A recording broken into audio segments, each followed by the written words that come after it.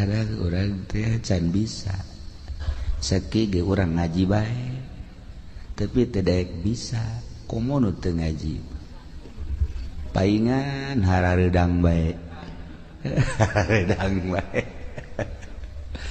jelema nu kurang pasrah teh ya eueuh ketenangan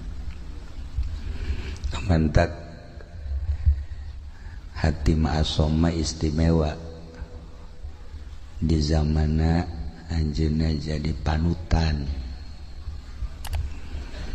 kabeh ngadengkeun ujangan anjeunna ngaca kana ucap jeung tingkah lantarannya nama geus bisa pasrah ka Gusti Allah.